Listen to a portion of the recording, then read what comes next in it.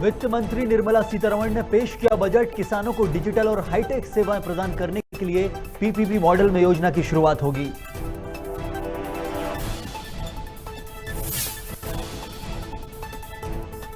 आम बजट में खेती के लिए मिला एग्री ड्रोन। वित्त मंत्री ने कहा इस्तेमाल को देंगे बढ़ावा।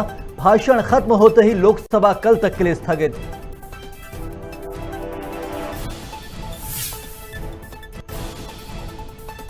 राजधानी भोपाल में सेकेंड डोज का 100% वैक्सीनेशन पूरा। तय लक्ष्य से ज्यादा लोगों को लगी वैक्सीन। 19 लाख से ज्यादा लोगों को लगाया गया सेकेंड डोज।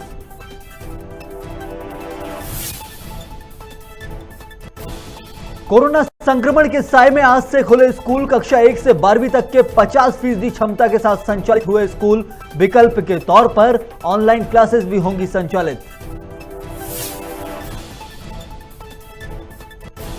और देश में 24 घंटे में कोरोना के 1,67,000 केस। 20 दिन बाद 2 लाख से कम हुए केस। 1,192 मौतें दर्ज।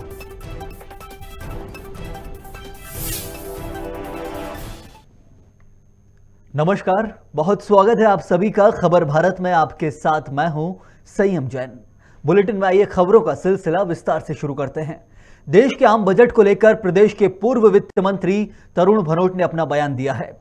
उन्होंने केंद्र सरकार पर तंज कसते हुए कहा कि इसलिए इस बजट को ऐतिहासिक बजट बता रहा हूं क्योंकि भाजपा जो परंपरा 2014 से निभाती आ रही है, अडानी और अंबानी जैसे चुनिंदा उद्योगपतियों की गोद भराई की, वही परंपरा आज भी जारी है। साथ ही उन्होंने कहा कि इस बजट में नौजवान, किसान, महिलाएं और आम आदमी के लिए कुछ भी नहीं है। ये एक ऐतिहासिक बजट में इसको मानता हूं। केंद्र सरकार का जो आया, जो परंपरा 2014 से माननीय मोदी जी की सरकार निभा रही थी, उसका उन्होंने पुनः पालन किया।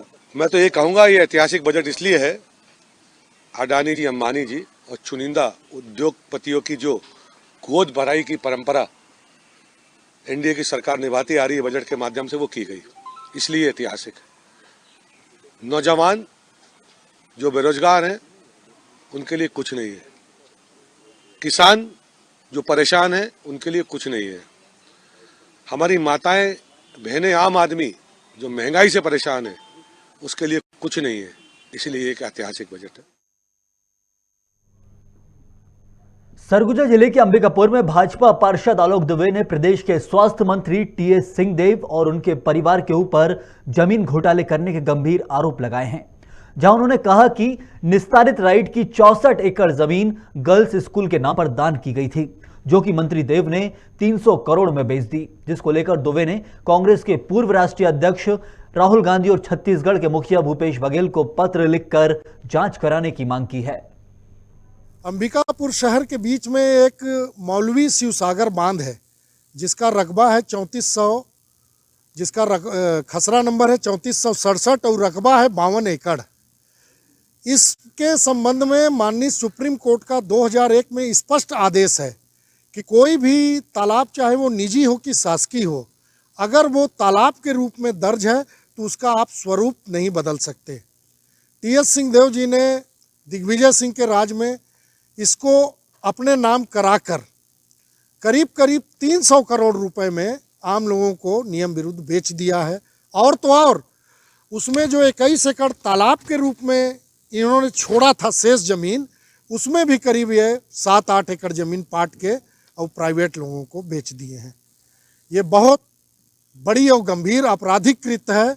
जबकि वहीं अंबिकापुर शहर में बावरी बांध भी एक निजी संपत्ति थी, उसको तत्कालीन कलेक्टर कमलप्रीत सिंह साहब ने अपना निर्णय दिया था कि तालाब का स्वरूप नहीं बदल सकते, तो जो भी उसके खरीदार थे वो उस कलेक्टर के निर्णय के खिलाफ रेवेन्यू बोर्ड और हाईकोर्ट भी गए, मगर हाईकोर्ट ने कलेक्टर के निर्णय को मेंटेन रखा। तो मैं आश्चर्य करता हूं कि शहर में एक जमीन, 2 जमीन के लिए 2 कानून कैसे। आरोप है और दुर्भाग्य है, प्रजातंत्र का एक स्वरूप है कि कोई कुछ भी बोल सकता है। ठीक है, नियम है, कानून है, मानहानि के दावे हो सकते हैं, किंतु दुर्भाग्य ये होता है कि पहले कह के एक वातावरण, गलत प्रकार का वातावरण बनाने का लोग प्रयास करते हैं। मैं इसे उसी श्रृंखला की बात देख रहा हूँ जो किसी से कहलवाया गया था कि उनको मेरे से जान का खतरा है। ये वही लोग हैं, वही सोच के लोग हैं जो राहुल जी के आने के ठीक पहले एक और प्रयास कर रहे हैं कि किसी तरह से राहुल जी के सामने, छत्तीसगढ़ के नागरिकों के सामने मेरी छवि पे विपरीत प्रभाव पड़े। वरना मेरे पास कोई शासकीय संपत्ति नहीं है जिसका मैंने कब्जा किया है, और बाप दादाओं से भी यही सीख मिली कि जितना है उसमें रहना सीखो। और राज परिवार के थे तो ऐसा भी नहीं था कि कमी है, जमीन जायदाद भारत सरकार के साथ जो समझौते हुए थे उसके अनुरूप उतनी थी। अब ये भी प्रयास कर रहे हैं कि केवल संपत्ति बेच के ही काम ना चलाएं, कुछ काम भी करें। कुछ सुप्रीम कोर्ट के बड़े स्पष्ट निर्देश हैं और उसमें एक लैंडमार्क जजमेंट भी है, हिंचलाल तिवारी वर्सेस उत्तर प्रदेश का, उसमें एक लैंडमार्क जजमेंट है। इसमें ये कहा गया है कि जो वाटर बॉडीज़ हैं, यानी कि जो जल क्षेत्र हैं, किसी भी रूप में रहे, प्राइवेट हो या शासकीय, उसकी नौयत को बदला नहीं जा सकता है। तो इसको हम लोग पालन करते हैं और जितने भी हमारे शासकीय विभाग हैं और शासन की संस्थाएं हैं वो बाध्य है इस जजमेंट से, और हम लोग इसका पालन करते हैं। सर, ऐसे कुछ इलाके हैं जिसमें तालाब भाटे भी जा रहे हैं, और भाटा भैया जो आलोक दुबे ने इसकी शिकायत भी की थी, क्या लगता है इस पर क्या? उनकी शिकायत की कॉपी हम लोगों को प्राप्त हुई है, हम लोग उसका अध्ययन कर रहे हैं और उसके बाद उसका रिपोर्ट शासन को भेजेंगे। छत्तीसगढ़ के सरगुजा में आजाद सेवा संघ के छात्र इकाई संघ ने महाविद्यालय के कुलपति के नाम ज्ञापन सौंपा है, जिसमें इकाई संघ ने मांग की है सत्र 2019-20 के बीएड के छात्रों को अब तक अंक सूची नहीं मिली है, जिससे छात्र परेशान हो रहे हैं। ऐसे में छात्रों को अंक सूची मुहैया कराई जाए, साथ ही परीक्षा फॉर्म जमा करने की तिथि भी बढ़ाई जाए। वहीं छात्रों की समस्या को लेकर कुलपति ने परीक्षा फॉर्म जमा करने की तिथि बढ़ाने का आश्वासन दिया है। जी, हम सरगुजा यूनिवर्सिटी आए हैं। आज हमने कुल सचिव जी से ये मांग की है कि जैसे कि सत्र 2019-20 के छात्र थे उनकी अंक सूची अभी तक नहीं मिले बीएड की, और जैसे कि विश्वविद्यालय के द्वारा परीक्षा फॉर्म भराई जा रही थी तो शुरू में कुछ तकनीकी खराबी के कारण बहुत सारे छात्र छूट गए हैं, तो उनके लिए फिर से चालू किया जाए। इसलिए हमने 15 दिन की मांग की, जो 15 दिन बढ़ा दिया जाएगा। सिंगरौली जिले में नशा तस्करी के खिलाफ जारी अभियान में कोतवाली पुलिस ने 5 क्विंटल 3 किलो ट्रक भर गांजे के साथ 3 तस्करों को गिरफ्तार किया है। सिंगरौली पुलिस मुख्यालय पर एएसपी अनिल सोनकर ने घटनाक्रम का खुलासा करते हुए कहा कि उड़ीसा से लेकर सिंगरौली तक भारी मात्रा में गांजे की खेप लाए जाने की सूचना पर तस्करों की घेराबंदी की गई थी। आज रात्रि में मुकुर से की सूचना मिली कि बालांगीर उड़ीसा से एक ट्रक क्रमांक MH 04 GC 0081 से गांजा मादक पदार्थ का अंबिकापुर छत्तीसगढ़ होते हुए बरापान के बॉर्डर से रीवा तरफ के लिए परिवहन किया जा रहा है।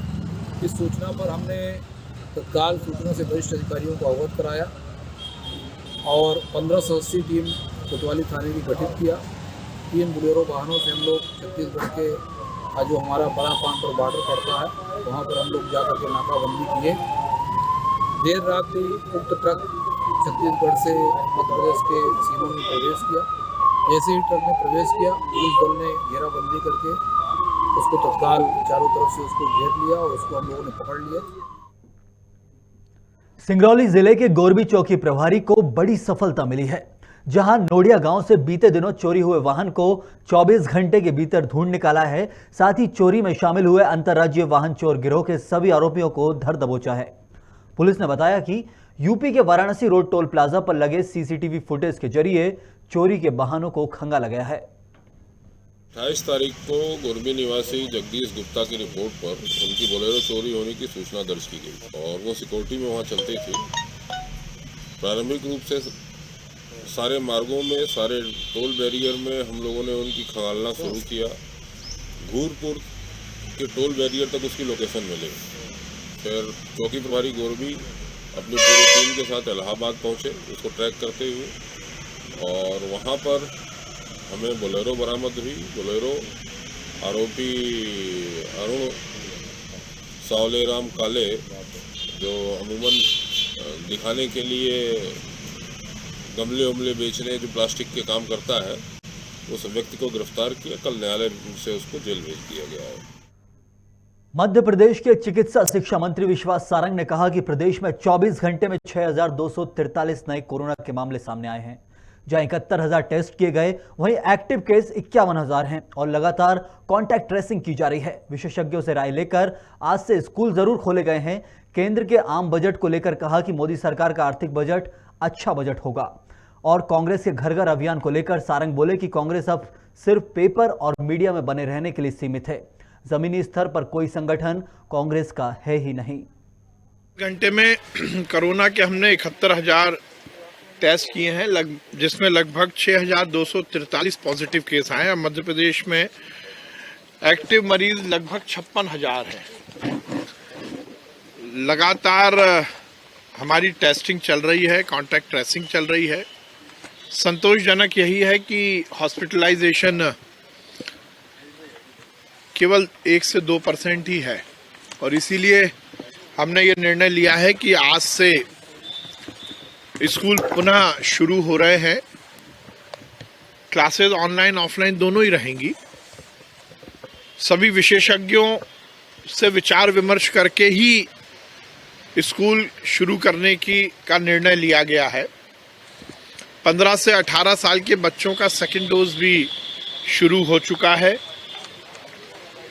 और हर तरह से कोरोना की रोकथाम के लिए हम काम कर रहे हैं।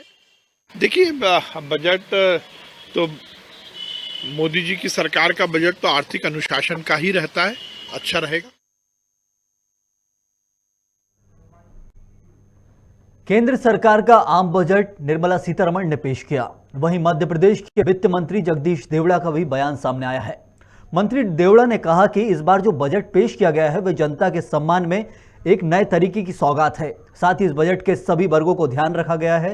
रोजगार की बात, विकास की बात, किसानों के हितों की बात, ऐसे तमाम विकास की बातें और किसान के हितों को ध्यान में रखते हुए यह बजट पेश किया गया है, जिसे लेकर वित्त मंत्री देवड़ा ने निर्मला सीतारमण को बधाई दी है। ध्यान में रखते हुए जो कुछ उन्होंने किया है वो देश के हित में किया है। मध्य प्रदेश के लिए क्या कहते हैं? मध्य प्रदेश के लिए भी मुझे लगता है कि बहुत सारी बातें उसमें आई है और हाँ केम बेतवा वाली भी बात आई है उसमें सामने, और भी विषय उसमें आए जो बात विस्तार से अभी सामने आएगी क्योंकि अभी प्रस्तुत हुआ है। सर, कांग्रेस सवाल उठा रही है इस बजट से तो और बर्बाद हो जाएगा। कांग्रेस के लिए कांग्रेस तो खुद ही बर्बाद हो चुकी है। कांग्रेस के पास कुछ बचा नहीं है कहने को।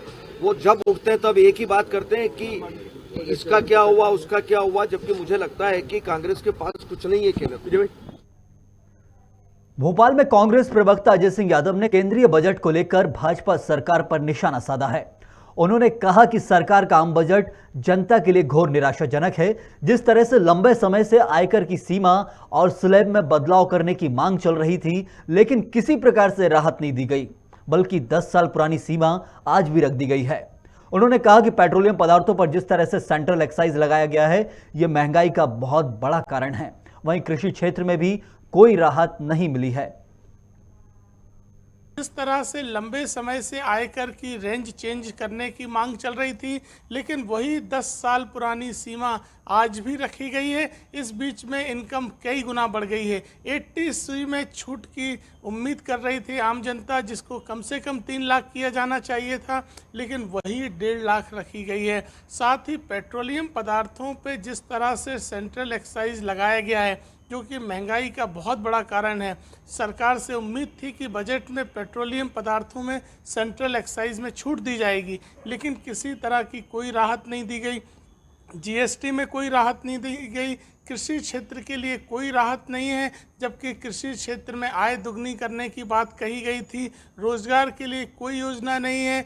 शिक्षा के क्षेत्र में, स्वास्थ्य के क्षेत्र में कोई योजना नहीं है। रेल बजट में भी कहीं कोई राहत नहीं मिली है। पूरी तरह निराशाजनक है। पूरी तरह ये बजट जनता के खिलाफ है। जनता के लिए इस बजट में कोई राहत नहीं मिली है। छत्तीसगढ़ के सरगुजा में खनिज विभाग की कार्रवाई लगातार जारी है। खनिज विभाग ने विभिन्न क्षेत्रों से अवैध रेत, गिट्टी, मुरहम सहित ईंट भी जब्त की है। आपको बता दें कि मुख्यमंत्री भूपेश बघेल के सख्त रवैये के कारण इस तरह की कार्रवाई अब प्रदेश में देखने को मिल रही है। जहां सीतापुर क्षेत्र के राधापुर, प्रतापगढ़ क्षेत्र के खनिज और राजस्व अमलों ने 2 हाईवा रेत, 1 हाईवा गिट्टी, 1 ट्रैक्टर अवैध रेत जब्त कर थाना की अभिरक्षा में सौंपा है। वहीं खनिज विभाग ने कहा कि संबंधित अवैध परिवहनकर्ताओं के खिलाफ खनिज नियम 2015 के तहत सख्त कार्रवाई की जाएगी।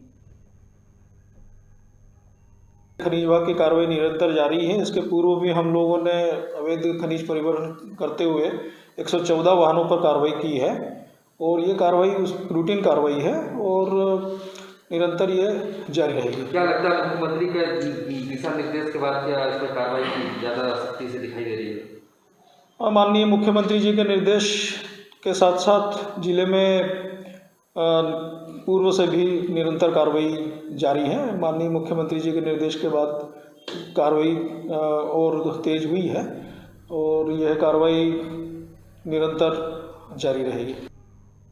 इस बुलेटिन में फिलहाल के लिए इतना ही। खबरों का सिलसिला खबर भारत पर लगातार जारी है। आप बने रहिए खबर भारत के साथ और देखते रहिए खबर भारत।